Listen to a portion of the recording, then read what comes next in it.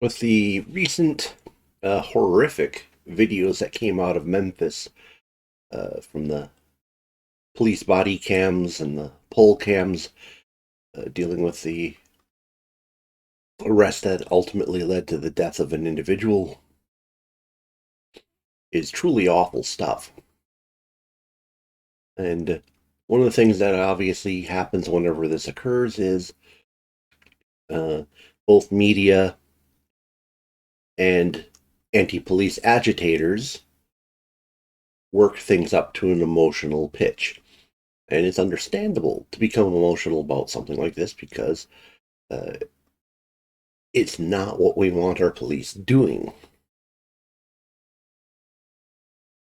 So uh, rather than talk specifically about this incident, I wanted to talk in general the state of U.S. policing, where I think various people would like to push it, and ideas that actually might bring it in a better direction. Now, probably the easiest way to understand the nature of the police situation is to give it scope. So, first here we're looking at a graph from Statista showing current police forces in the United States around 660,000. And you can see there's been some changes, and um, clearly the ups and downs seem to correspond to who's in power nationally, which is interesting considering that police are local.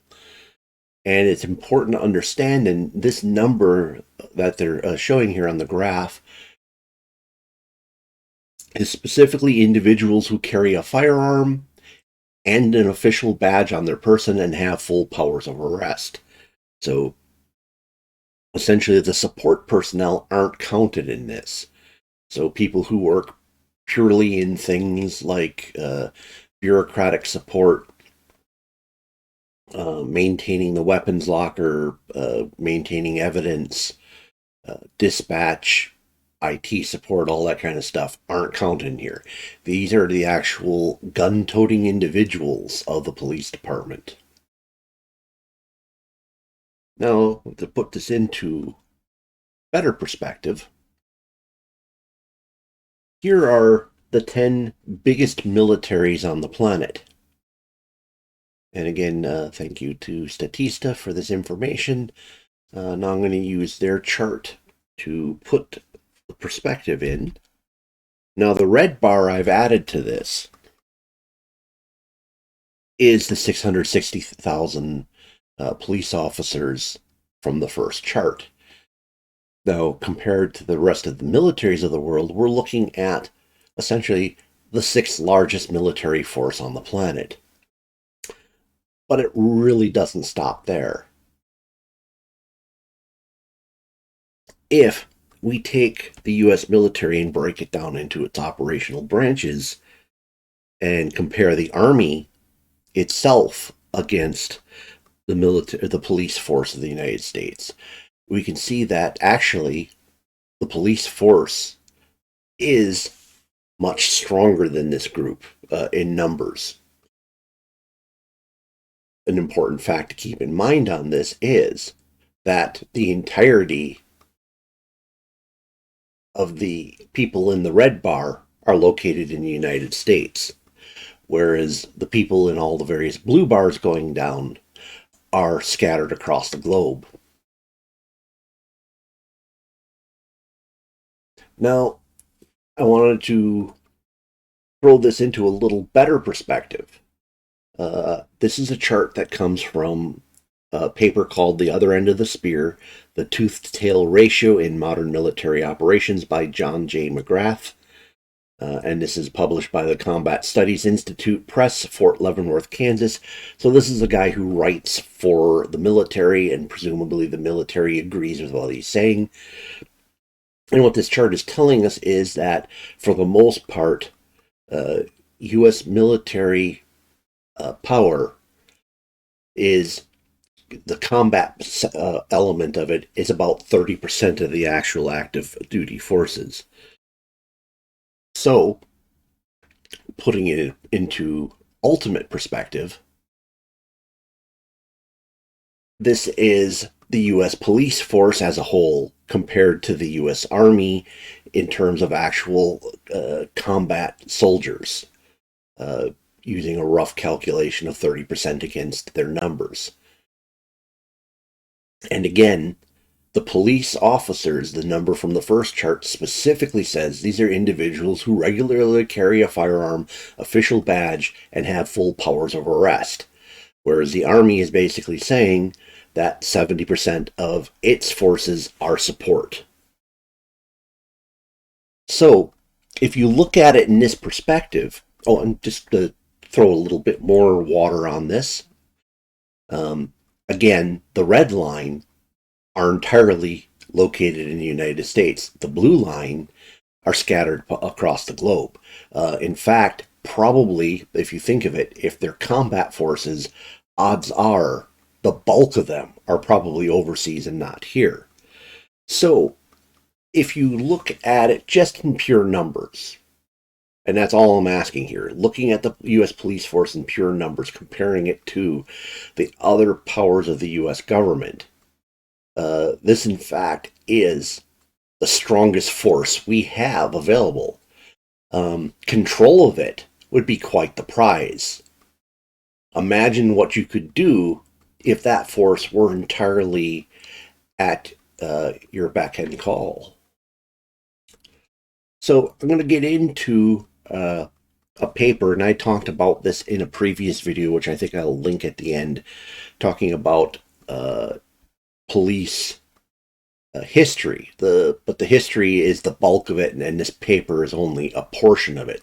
But I think this is pertinent to understanding just exactly the nature of what police should be and various efforts to make it something different.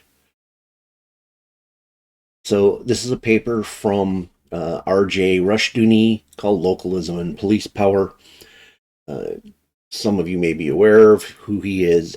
He's a pretty controversial figure from the religious side of things, but on economics and philosophy, if you can overlook the controversial portion of his views, it's hard to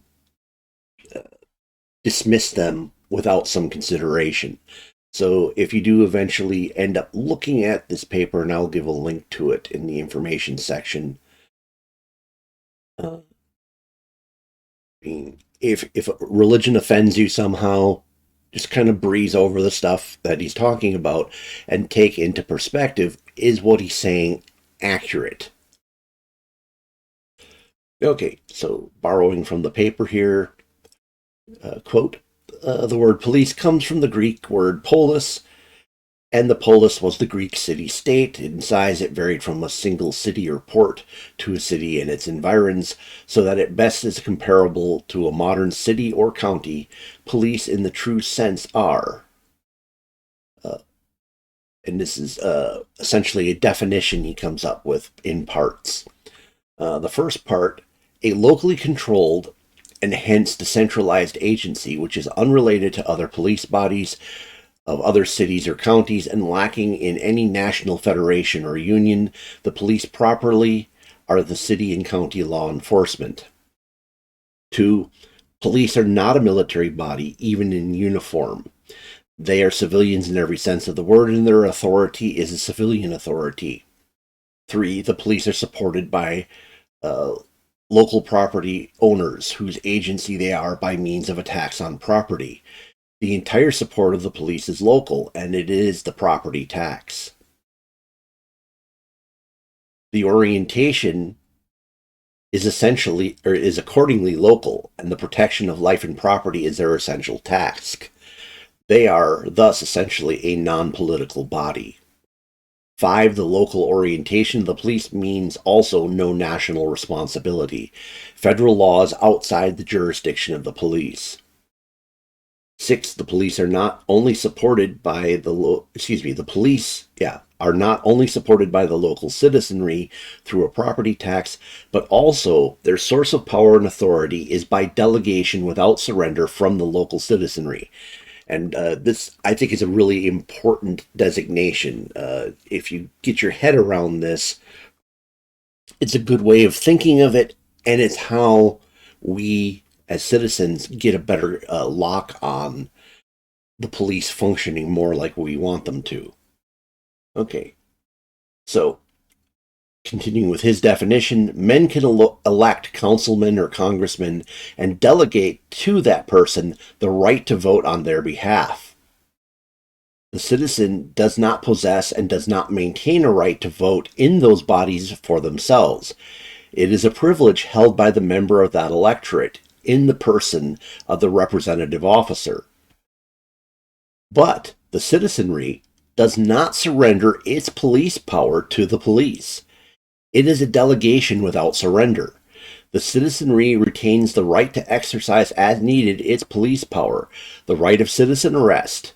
This right, of course, is under law, as is the official police arrest, in each case subject to legal fences designed to protect the rights of the innocent and orderly processes of law. True police power, thus, is in the citizenry and not in the state. It is delegated, not surrendered. This is the identifying mark of a true police force. Number 7, the police are an aspect of the local citizenry, self-government, and their right of self-defense. Attempts to destroy the police by destroying their purely local nature, and thus veiled attacks, are on the right of self-defense itself. Now, you could probably see in some cases that some of these tenets are being undermined, and this is something we're going to get into next. I'm going to talk, essentially bring up his points where he sees the police being undermined. And when I talk about undermining, and this is where we get into talking about the prize. This 660,000 person force across the country, which is greater amount of force than the rest of the federal government combined. There is a deliberate effort at many levels to attempt to nationalize the police force, either directly or indirectly by making ties to the national government. And this is what we're going to discuss next. Okay, Rushdoony's words. First, it is being done by insisting we have a vast problem of crime which the police cannot cope with. This myth of fearfulness of American criminality is unfortunately believed even by police experts. Thus, Vollmer writes that nowhere in the civilized world will there be found a major crime condition as staggering in proportions as found in the United States. However, statistics here as elsewhere are excellent liars.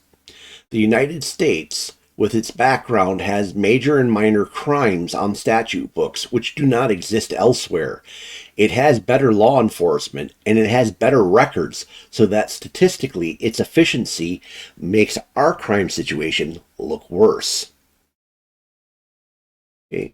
And what I'm saying here is we now have an issue with legacy media fixating on showing crimes across the country.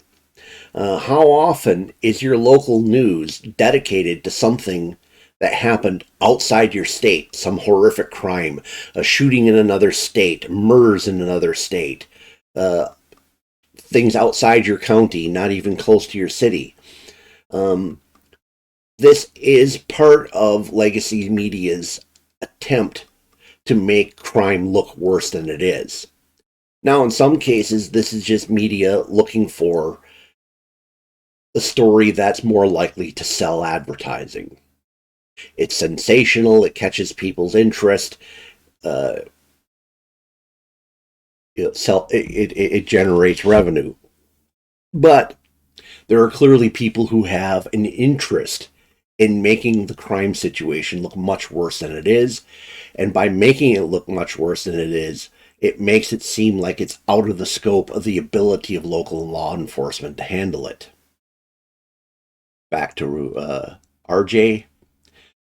Secondly, the subversion of the police is sought by agencies which, in the name of efficiency, would establish regional tie-ins for local civil government and for the police. The city and the county managers are basically hostile to local self-sufficiency and the independence of the police. I would go further than what he's saying here because these are newer developments. We are seeing the federal government attempting to insinuate itself into local police. Part of it comes in terms of federal grants. Law and order conservatives are to blame on this one, where they're attempting to help the local police by giving them grants, but often those grants come with strings that require them to essentially do things on behalf of the federal government. And in the long run, these strings are going to be utilized by people who aren't as interested in law and order as they are in directing the police to do things other than what they currently do. We also see this issue in terms of grants of military equipment to the police forces.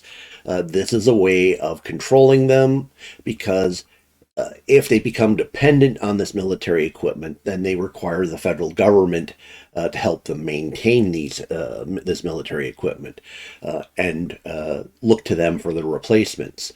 And obviously, it creates partnerships where people from the federal government come down to train the police on how to use this equipment, and it essentially creates a relationship between the national entity and local entities.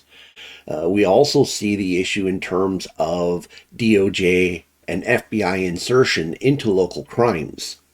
In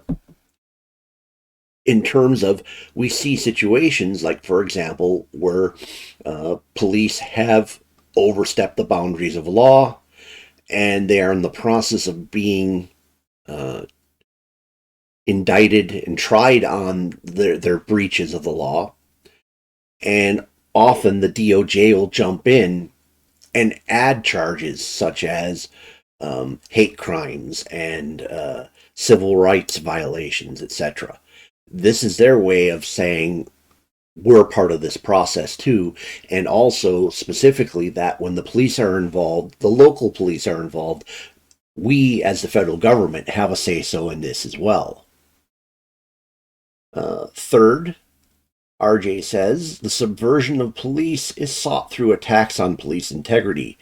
Certainly, corrupt police are a problem, but corruption is a potential threat to every area of life and is generally a moral problem. It's not an occupational disease of the local police force alone. And we see this, and this is my write-in here, legacy media's fixation on police brutality and alleged police racism. And make note, I did say brutality without alleged because we know what happens. The racism is a lot more questionable. I'm sure it exists, but it's not as systemic as people would like you to believe. So the goal here is essentially to destroy their integrity, so people do not like them, that they're not, that their local law enforcement is looked more as an occupying force than they are as a part of the community. Fourth, RJ tells us to insult the attacks of the reputation of to the insult of attacks on the reputation of police is the added injury of attacks on the police by means of provocative activity. Lawless demonstrations today are an increasing instrument of social revolution, indicating a contempt for law and the police. Now remember, this was written 22 years ago. This is well before we started having Antifa and BLM riots.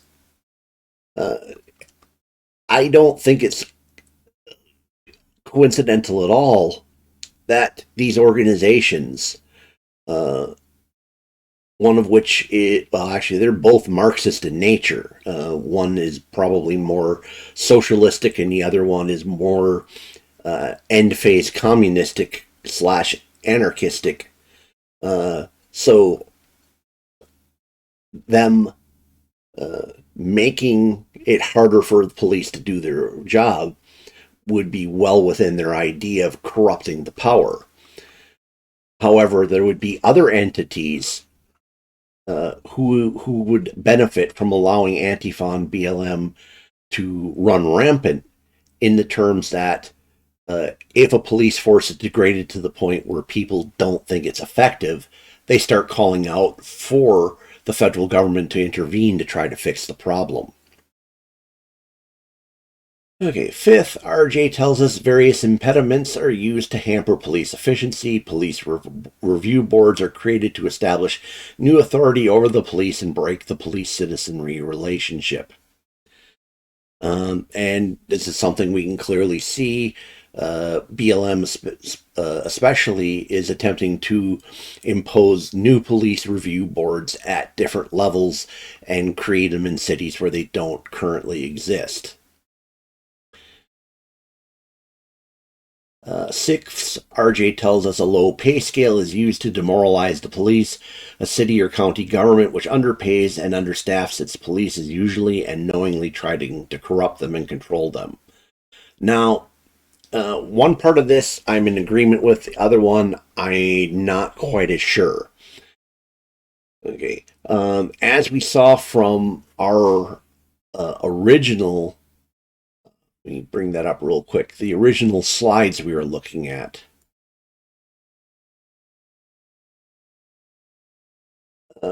Police numbers are dropping, and I think the efforts to demoralize the police via the various insertions that these anti-police organizations are doing, I think is intentional. And as the police numbers drop, the remaining police become very demoralized because they can't deal with the situations they would preferably be dealing with.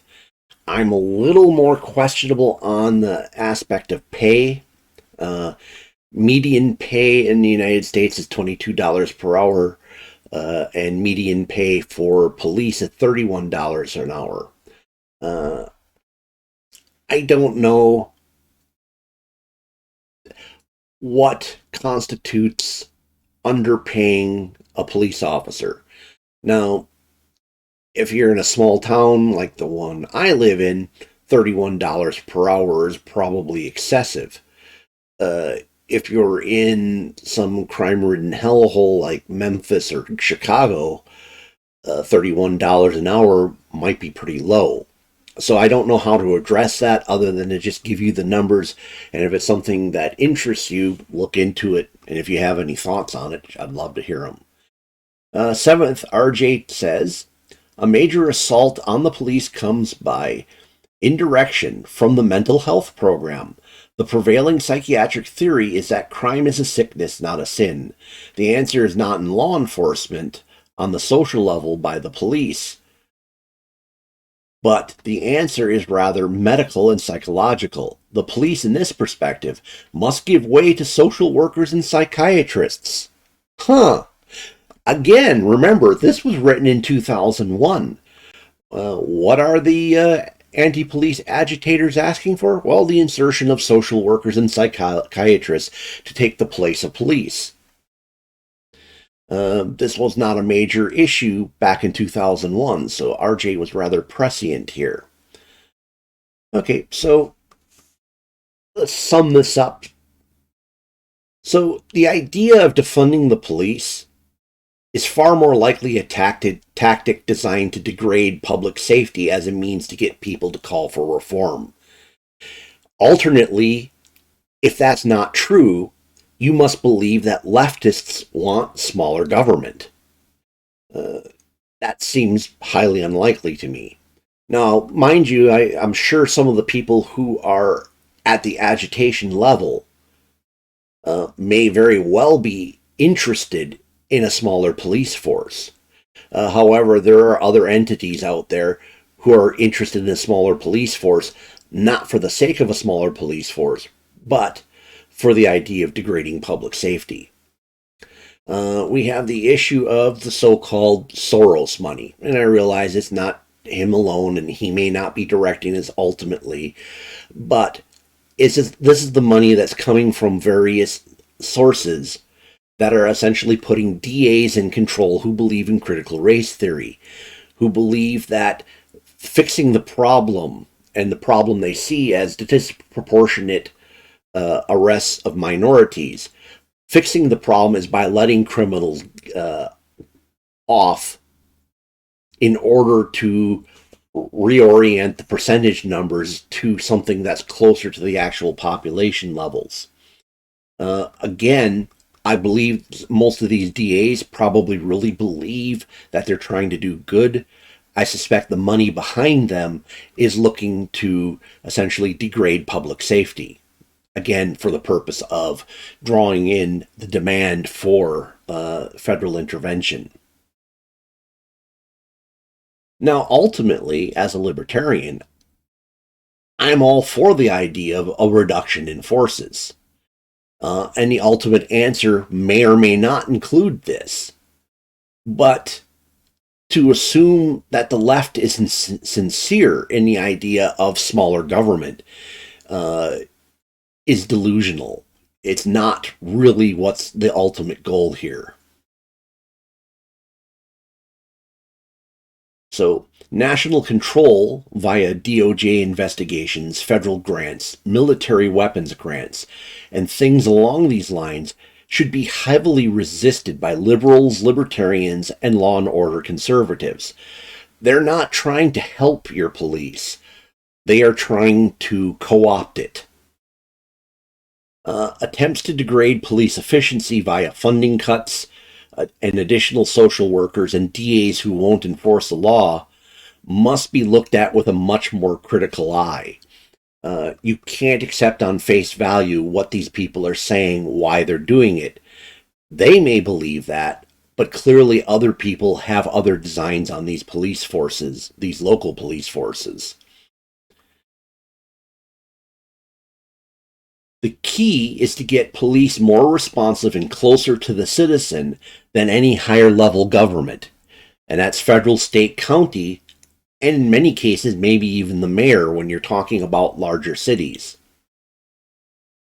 Solutions might include breaking the city into smaller subsets and moving the control away from the politics. Privatization. Maybe certain cities can handle this, others may not be able to. And privatization may not be absolute. Privatization may be only privatization of certain functions. And then the idea of specialization of tasks. A police officer is expected to be able to do an incredible wide variety of things. Their efficiency might be dramatically increased by changing the nature of what they do. And this is some of the stuff I talk a little bit about in my police history video that I'll be putting up there. That at one point, the police officer wasn't expected to do all the things he does now, and some of the stuff was put out to other individuals who ultimately there was a division between patrolling and apprehension, whereas now it's one and the same. At one point, those two functions, one was private and one was public. Another potential is the idea of citizen augmentation to law enforcement. And this is an idea that's as old as the Greek city-state itself. Citizen augmentation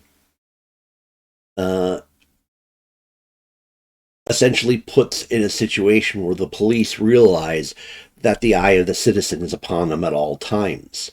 It also gives the citizen a better idea of what the police are actually going through. For example, a lot of people in the suburbs may not have any grasp whatsoever what's going on in their city centers. Now, these solutions are something that we will never achieve by listening to the media and far left hype. they're the ones who are agitating in the exact opposite direction, either by design or by somebody else's design. All right, and just a mark on my just a quick description of the video on the police history. Um, it tells us kind of how we got to where we're at, and it also some of the elements of what we were doing in the 1800s are stuff that might make sense to replicate now. Also, give you a small warning, I do cite some of Rushdoony's stuff again in that video, but I don't believe it was as extensive. So, comment below. What do you think? Is the media actually attempting to force things in a direction where we try to nationalize our local police? Can the local police be fixed by bringing the citizenry and the police closer together? Please smash the like button.